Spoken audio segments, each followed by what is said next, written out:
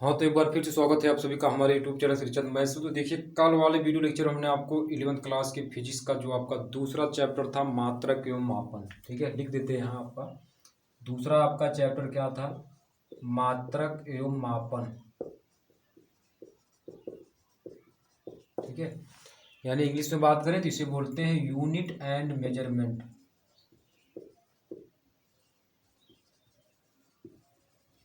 क्या बोलते हैं? यूनिट एंड मेजरमेंट, ठीक है। तो देखिए, कल वाले क्लास में हमने आपको इसके बारे में हमने आपको बताया था introduction of unit and measurement, यानी मात्रक व मापन क्या होता है, किसी भौतिक राशि को मापने के लिए कौन सा मानक तैयार किया जाता है, कौन सा मानक हम लेते हैं, इन सब सारी चीज़ों को हमने कल वाले वीडियो लेक्चर में हमने आपको बता दिया था। तो अगर आप उस वीडियो को नहीं देखे हैं तो जाकर देख सकते हैं। तो देखिए, चैप्टर 2 यानी जो आपका दूसरा चैप्टर मात्रक व मापन के अंतर्गत हमको 2 टॉपिक पढ़ने पड़ते हैं। कौन कौन से हैं देख लेते हैं। तो पहला देखिए आपका जो टॉपिक इससे हम क्या बोलते हैं, त्रुटि विश्लेषण। क्या बोलते हैं? त्रुटि विश्लेषण। इंग्लिश से बात करें तो इसे बोलते हैं एरर एनालिसिस। क्या बोलते हैं? Error analysis. और दूसरा जो आपका होता है इसे बोलते हैं बीमीय विश्लेषण। बीमीय विश्लेषण इंग्लिश में बात करें तो इसे बोलते हैं डायमेंशनल SIONL एनालिसिस। ठीक है। तो कक्षा 11 भौतिकी दूसरे चैप्टर के अंतर्गत मात्रक एवं मापन के अंतर्गत 2 टॉपिक हमको पढ़ने पड़ते हैं। पहला आपका त्रुटि विश्लेषण और दूसरा आपका होता है बीमीय विश्लेषण, डायमेंशन एनालिसिस, ठीक है। तो सबसे पहले जो आपका टॉपिक है हमने आपको ये बता दिया मात्रक एवं मापन के बारे में। तो आज का जो क्लास होगा इसमें हम पढ़ेंगे त्रुटि विश्लेषण के बारे में। त्रुटि विश्लेषण के बारे में पढ़ेंगे। इसमें समझते हैं कि त्रुटि क्या है, ठीक है। इसमें क्या समझते हैं कि त्रुटि क्या। देखिए, अभी तक आप लोग ने 10th से 11th में आए हैं, ठीक है। तो 10th में आप लोग प्रैक्टिकल नहीं किए होंगे, बहुत रेयर केस में, बहुत कम विद्यालयों में प्रैक्टिकल होता है, जहाँ अच्छे खासे विद्यालय होते हैं वहीं प्रैक्टिकल होता है, ठीक है। तो देखिए, आप जब 11th क्लास में आएंगे तो आपका 30 नंबर का प्रैक्टिकल होता है। ये प्रैक्टिकल आपके प्रयोगशाला में होता है, लैब में होता है, ठीक है। तो जब आप किसी भौतिक राशि का प्रैक्टिकल करेंगे, ठीक है, तो उसके 2 मान होते हैं, एक आपका वास्तविक मान, दूसरा आपका प्रायोगिक मान, जो आप प्रैक्टिकल करके लाते हैं, ठीक है। तो किसी भी प्रयोग के 2 मान होते हैं, एक आपका क्या होता है वास्तविक मान, ठीक है, और दूसरा आपका क्या होता है प्रायोगिक मान। क्या होता है भैया? प्रायोगिक मान, ठीक है। इसे हम क्या बोलते हैं? उस प्रयोग का रियल वैल्यू, और इसे बोलते हैं प्रैक्टिकल वैल्यू, जो भी हम प्रैक्टिकल करते हैं, ठीक है। देखिए, वास्तविक मान और प्रायोगिक मान में अगर किसी प्रकार का कोई अंतर आ जाए तो उसे हम बोलते हैं एरर बोलते हैं। क्या बोलते हैं? एरर बोलते हैं, ठीक है। यानी वास्तविक मान और प्रायोगिक मान में जो अंतर आता है उसी को हम क्या बोलते हैं? त्रुटि बोलते हैं, ठीक है। तो ये त्रुटि की जो घटना होती है प्रयोगशाला में होती है, आपके लैब में होती है, ठीक है। जैसे सपोज करिए, एग्जाम्पल पर आए तब तो समझ में आए तुम लोग को। जैसे अगर मान लीजिए ये हमारे पास मार्कर है और इस मार्कर की हमने कह दिया कि चलिए आप इस मार्कर की लंबाई मापिए। तो कोई एक बच्चा बताया कि सर ये मार्कर की लंबाई 4.2 सेंटीमीटर है। पहला स्टूडेंट बताया कि इस मार्कर की लंबाई सर कितनी, 4.2 सेंटीमीटर। दूसरा बताया 4.3 सेंटीमीटर है। तीसरा बता दिया 4.4 सेंटीमीटर है, और चौथा बताया 4.5 सेंटीमीटर है। अब बताइए, ये आपका प्रयोग है, आपने प्रयोग करके यानी माप कर बताया, ठीक है। अब चारों ने क्या किया, अलग अलग माना, तो लेकिन जो मार्कर की जो लंबाई है वो तो आपका क्या होगा, एक ही होगा। इसका जो वास्तविक मान होगा क्या होगा, एक ही होगा, ठीक है। तो वास्तविक निकालने के लिए हम क्या करेंगे, ये जो चारों ने जो बताया है, चारों स्टूडेंट ने जो बताया है, इसका हम क्या निकालेंगे, औसत निकालेंगे। तो औसत का फार्मूला आप लोग 10th क्लास में जो आप समांतर माध्य पढ़ रहे हैं तो उसमें आप लोगों ने पढ़ा होगा कि वो औसत बराबर क्या होता है, औसत बराबर होता है कुल पदों का योग बटे कुल पदों की संख्या। कुल पदों का योग बटे कुल पदों की संख्या, ये होता है। तो हम क्या करेंगे, यानी इनकी जो ये लंबाइयाँ आई हैं इनका हम औसत निकाल देंगे। जो औसत आएगा वही इस मार्कर का जो क्या होगा, वास्तविक माप होगा, ठीक है। तो कुल पदों का योग 4.2 प्लस 4.3 प्लस 4.4 प्लस 4.5 बटे कितना 4 से भाग कर दो। 1 2 3 4, ठीक है। 5 4 9 3 12 2 14 ये हो गया, ठीक है। और 4 चौके 16 17.4 सेंटीमीटर कैंसिल कर देंगे तो 4.3 सेंटीमीटर ये आएगा। कितना आएगा? 4.3 सेंटीमीटर आ गया, ठीक है भाई। ये यानी इस मार्कर का जो वास्तविक मान आया है वो आपका कितना आया? 4.3 सेंटीमीटर। और हमने अगर हम आपसे ये पूछें कि जो ये पहला बच्चा था इसने इस मार्कर की यानी लंबाई कितना मापा था, इस मार्कर की जो वास्तविक मान है वो आपका कितना है? 4.3 सेंटीमीटर है। और इसने मापा कितना था? 4.2 सेंटीमीटर मापा था। तो कितने सेंटीमीटर का एरर हुआ? ठीक है, 4.3 में से 4.2 घटा दो, यानी कितने सेंटीमीटर का एरर हुआ? 0.1 सेंटीमीटर का एरर हुआ, ठीक है। ये वाला विद्यार्थी 4.5 सेंटीमीटर मापा था, ठीक है। तो 4.3 और ये मापा 4.5, 4.5 में 4.3 घटा दो, यानी 4.3 में से 4.5 हटाओगे तो आपका कितना होगा? -0.3 सेंटीमीटर का ये त्रुटि कर दिया। तो भाई त्रुटि आप समझ गए होंगे कि जो त्रुटि होती है वो आपका क्या होता है? वास्तविक मान और प्रायोगिक मान में जो अंतर आता है उसी को हम क्या बोलते हैं? त्रुटि बोलते हैं, ठीक है। ये आपको समझ में आ गया होगा, समझ में आ रहा है।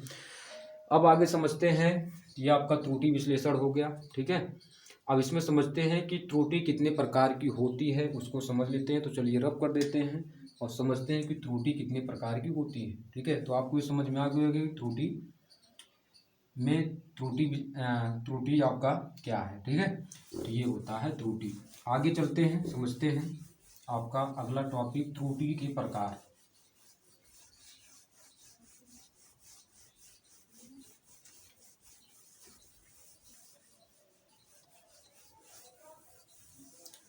आगे क्या समझते हैं? त्रुटि के प्रकार के बारे में समझते हैं। समझिए, देखिए, तो यहाँ लिख लो, आगे हेडिंग क्या लिखोगे? दूसरा आप लोग लिखोगे त्रुटि के प्रकार।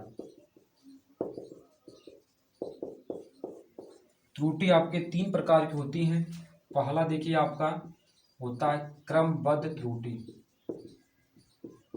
इंग्लिश में बात करें तो इसे बोलते हैं, क्या बोलते हैं? Systematic error.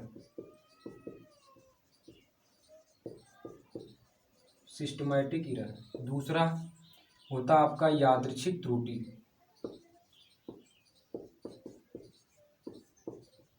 यादृच्छिक त्रुटि इंग्लिश में बात करो तो बोलते हैं इसे रैंडम एरर।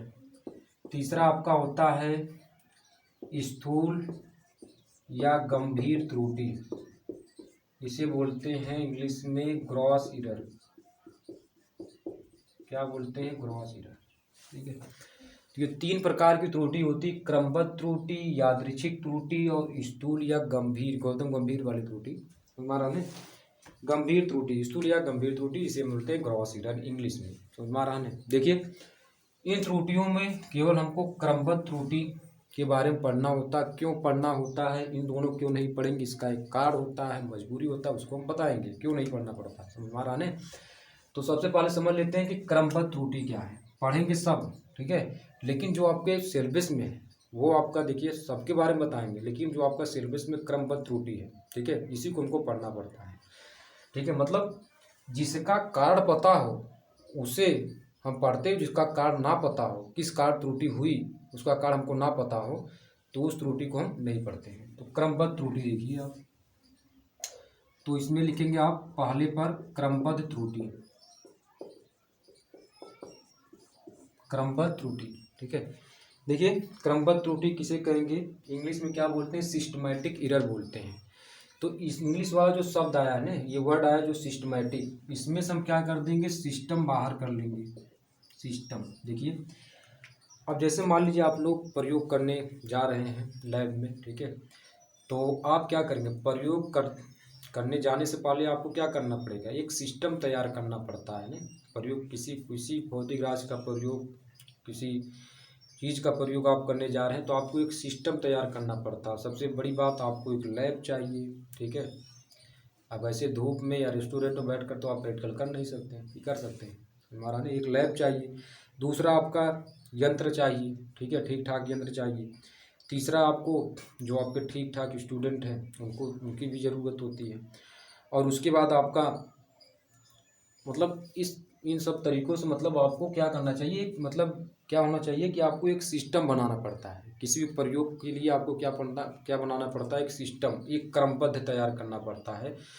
तो अगर आपने जो सिस्टम तैयार किया है, ठीक है, जो आपने प्रयोग करने के लिए जो आपने एक क्रम तैयार किया है, उस क्रम में कहीं कहीं पर भी कोई गलती हो जाती है, उसे हम क्या बोलते हैं, क्रमबद्ध त्रुटि बोलते हैं। ठीक है, मतलब आपने इसकी परिभाषा आप इस तरीके से दे सकते हैं कि जब हम प्रयोग करने जाते हैं तो उस प्रयोग के बारे में, उस प्रयोग से पहले हम एक क्रम तैयार करते हैं, एक चैन तैयार करते हैं। अगर उस क्रम में हमारे पास उस क्रम में कोई किसी प्रकार की गलती हो जाती है तो उसे हम क्या बोलते हैं, क्रमबद्ध त्रुटि बोलते हैं। ठीक है, लेकिन इसके बारे में हमको पता होता है, ठीक है, इसके बारे में हमको पता होता है कि क्रमबद्ध त्रुटि मतलब जैसे क्रमबद्ध त्रुटि में आपका मतलब सिस्टम मतलब कहाँ गलती हो गई, इसके बारे में हमको पता होता है। क्रमबद्ध त्रुटि मतलब जैसे आपके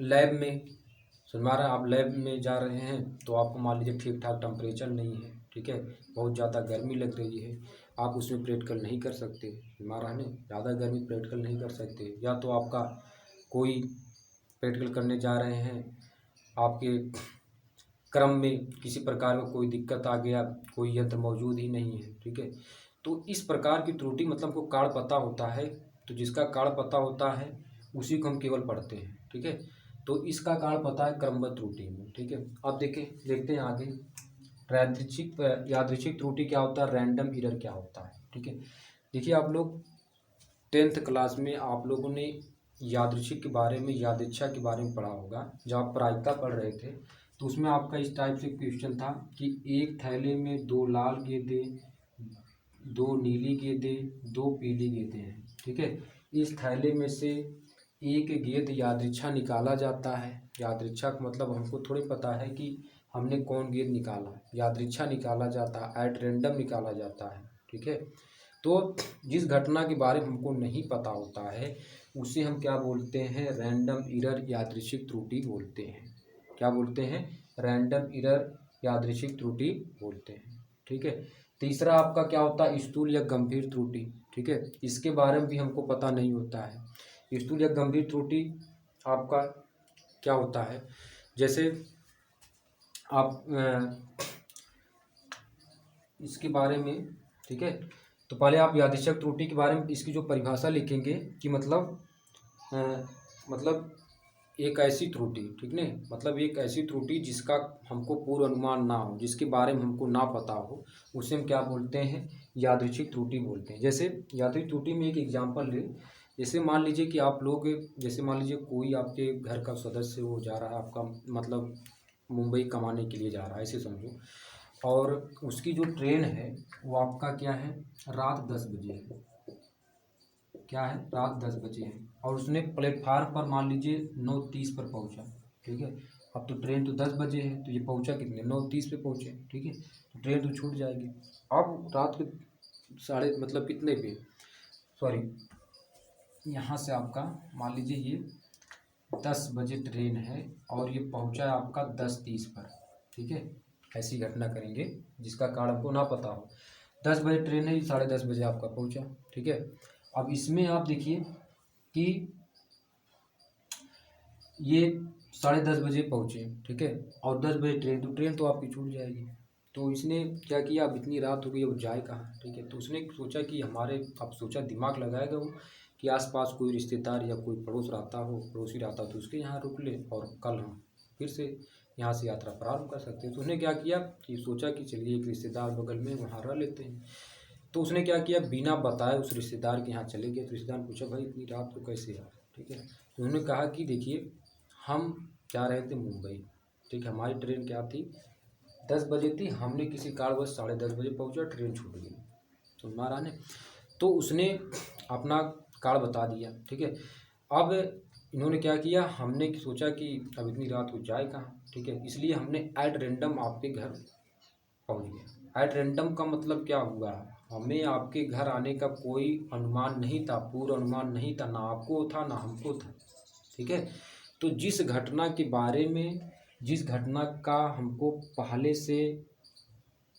से अनुमान ना हो, उसे हम क्या बोलते हैं, यादृच्छिक त्रुटि कहते हैं। इस मतलब जिस घटना के बारे में हमको ना पता हो उसे हम क्या बोलते हैं, यादृच्छिक त्रुटि बोलते हैं। ठीक है, तो ये हमने दैनिक जीवन में जो प्रयोग मतलब जो होते हैं, इनको हमने एग्जाम्पल देकर आपको बता दिया। आगे समझते हैं स्थूल या गंभीर त्रुटि क्या है, इसको बारे में समझते हैं। तो चलिए इसको पहले रब कर, ठीक है, आगे समझते हैं स्थूल या गंभीर त्रुटि। ठीक है, ये त्रुटि क्या होती है, जैसे आप मान लीजिए प्रयोग करने जा रहे हैं। ठीक है, प्रयोग करने जा रहे हैं, आपने आपके विद्यालय में 60 बच्चों का ग्रुप, मतलब 60 बच्चे हैं, तो 60 बच्चों के लिए पूरा यंत्र तो अब ऐसे नहीं अलग अलग यंत्र होगा, 60 बच्चों के लिए 60 यंत्र होंगे। ठीक है, बहुत कम होते हैं, रेयर केस में मतलब 14-15 या 10-12 ऐसे यंत्र होते हैं।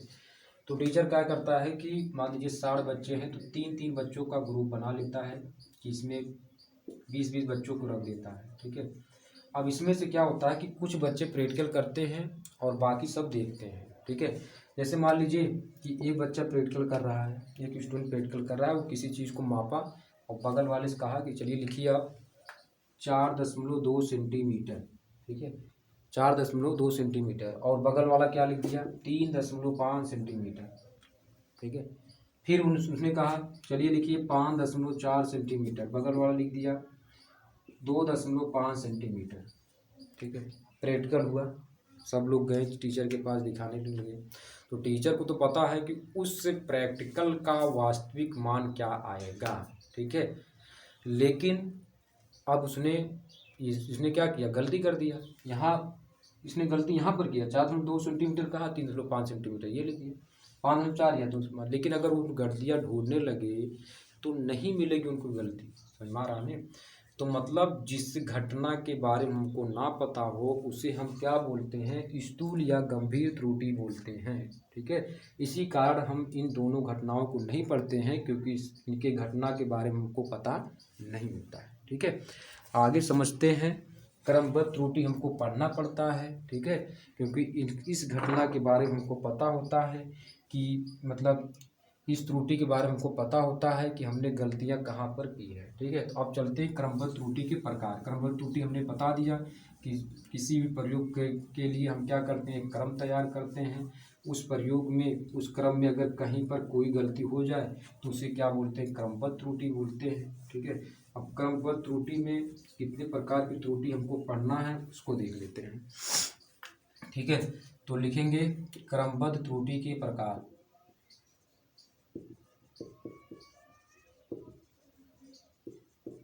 क्रमबद्ध त्रुटि के प्रकार, तो इसमें देखिए पहला आप क्रमबद्ध त्रुटि के प्रकार में पहला पढ़ेंगे यंत्रगत त्रुटि, यंत्रगत। दूसरा व्यक्तिगत त्रुटि। तीसरा पढ़ेंगे आप प्रायोगिक त्रुटि। ठीक है, ये 3 प्रकार की त्रुटि पढ़ते हैं। तो पहले पर आते हैं यंत्रगत त्रुटि क्या होता है। जैसे आप लोग प्रैक्टिकल करने गए, ठीक है, आपने प्रैक्टिकल में प्रवेश कर लिया, जो प्रयोगशाला है उसमें प्रवेश कर लिया। अब वहाँ जो यंत्र पड़े हुए हैं बहुत पुराने ज़माने के पड़े हुए हैं, 4 साल से 5 साल से रखी गई हैं। अब जैसे आपने स्केल देखा, स्केल इस तरीके से होता है। अब वो घिसते घिसते इसका ये जो 0.5 सेंटीमीटर आपका है वो आपका उड़ा हुआ है। ठीक है, उसमें है ही नहीं है। तो अगर इस स्केल से आप किसी चीज़ की लंबाई मापेंगे तो गलती होना स्वाभाविक है। ठीक है, या आपने थर्मामीटर देखा, थर्मामीटर के अंदर जो प्रज्ञनली में जो आपका क्या होता है, पारा रखा होता है, पारा होता है। ठीक है, वो सूखा हुआ है। ठीक है, अगर आप उसको अब उससे किसी चीज़ का आप टेम्परेचर मापेंगे, ठीक है, तो उसको अगर हम आग में डाल दे तब भी वो नहीं बता पाएंगे कि इसका मतलब टेम्परेचर क्या है, समझ आ रहा है। जबकि यंत्रों में खराबी है। ठीक है ना, तो आप इस तरीके से उसकी परिभाषा लिखेंगे कि जब हम प्रैक्टिकल करने जाते हैं, ठीक है, और हमारे यंत्रों में जो खराबी होती है उसके कारण जो त्रुटि होती, उसके कारण जो गलती होती है उसे हम क्या बोलते हैं, यंत्रगत त्रुटि बोलते हैं। ठीक है। यंत्रों के कारण होने वाली, यंत्रों में होने वाली खराबी के कारण जो त्रुटि होती है उसे हम क्या बोलते हैं, यंत्रगत त्रुटि बोलते हैं। ठीक है, इस तरीके से आप इसकी परिभाषा दे सकते हैं हमारा ने। ठीक है, देखिए आप इसकी परिभाषा लिखना चाहे तो लिख सकते हैं। ठीक है, बहुत सिंपल तरीके से आप लिखेंगे कि यंत्रों के कारण होने वाली जो खराबी होती है उसे हम क्या बोलते हैं, यंत्रगत त्रुटि बोलते हैं। दूसरा आपका होता है व्यक्तिगत त्रुटि। अब हमने मान लीजिए शिकायत कर दिया, यंत्रों तो सब आ गए। ठीक है, अब उसमें से क्या हुआ, किसी व्यक्ति विशेष के कारण त्रुटि हो गई, भाई गलती हो जाती है, कहीं पर वो गलती कर दिया, तो व्यक्ति विशेष के कारण होने वाली त्रुटि को हम क्या बोलते हैं, व्यक्तिगत त्रुटि बोलते हैं। ठीक है, आप इसकी परिभाषा लिखेंगे क्या, व्यक्ति विशेष के कारण होने वाली त्रुटि को, होने वाली त्रुटि क्या बोलते हैं, आपका व्यक्तिगत त्रुटि बोलते हैं। ठीक है, इसके बाद आते हैं प्रायोगिक त्रुटि क्या होता है। जैसे किसी चीज़ का मतलब किसी भौतिक राशि का अगर प्रैक्टिकल होता है तो टीचर एक दिन पहले उस प्रयोग के सिद्धांत के बारे में बताता है। ठीक है, कि इस सिद्धांत के बारे में बताया कि कल हमको इसी प्रयोग के बारे में पढ़ना, तो पहले उस सिद्धांत के बारे में पढ़ लो। किस चीज़ का प्रैक्टिकल होता है पहले उसके बारे में समझाया जाता है, बताया जाता है, लिखवाया जाता है। ठीक है, अब मान लीजिए कोई बच्चा उस दिन उस क्लास में था नहीं, जब वो बताया जा रहा था, प्रयोग के सिद्धांत के बारे में बताया जा रहा, तो वो उस दिन था नहीं। ठीक है, तो उसने क्या किया, डायरेक्ट वो क्या किया, प्रयोगशाला प्रैक्टिकल करने चला गया। ठीक है, प्रयोगशाला में वो क्या करने गया, प्रैक्टिकल करने चला गया। तो अब उसको जो प्रयोग हो रहा है उसके सिद्धांतों के बारे में पता नहीं है, तो गलती तो करेगा ही। ठीक है, तो इसकी परिभाषा भी इस तरीके से लिखेंगे, जब हम प्रयोगशाला में प्रयोग करने के लिए जाते हैं, लेकिन उस प्रयोग में जो आपका सिद्धांत होता है उस सिद्धांतों के बारे में हमको नहीं पता होता है, उसके कारण जो गलती होती है, उसके कारण जो त्रुटि होती है, उसे हम क्या बोलते हैं, प्रायोगिक त्रुटि बोलते हैं। क्या बोलते हैं, प्रायोगिक त्रुटि बोलते हैं। तो ये 3 प्रकार की त्रुटि हमको पढ़नी होती है, तो आप इसकी परिभाषा लिख सकते हैं। तो अगले वाले वीडियो लेक्चर में आपको, क्योंकि वीडियो आपका लंबा हो रहा, तो अगले वाले वीडियो लेक्चर में आपको हम बताएंगे त्रुटि की गणना। क्या बताएंगे, त्रुटि की गणना। त्रुटि गणना में आपको हम बताएंगे कि आपका निरपेक्ष त्रुटि क्या होता है, सापेक्ष अथवा भिन्नात्मक त्रुटि क्या होता है, प्रतिशत त्रुटि क्या होता है, इन सब सारी चीज़ों को बताएंगे। तो चलिए इस वीडियो को यहीं पर अंत करते हैं। आप इतना नोट्स बना लीजिएगा। ठीक है, अभी हम केवल त्रुटि विश्लेषण, एरर एनालिसिस पर बात कर रहे हैं। ठीक है, अभी बहुत कुछ इसमें सीखना है। ठीक है, त्रुटि की गणना सीखेंगे, त्रुटियों का संयोजन, त्रुटियों का योग कैसे किया जाता, त्रुटियों का घटाना कैसे किया जाता, अंतर कैसे निकाला जाता। ठीक है, इन सब सारी चीज़ों के बारे में समझेंगे। तो चलिए इस वीडियो को यहीं पर अंत करते हैं। ठीक है, इसके बाद जो आप वीडियो लेक्चर आएगा उसमें हम त्रुटि की गणना के बारे में करके बताएंगे।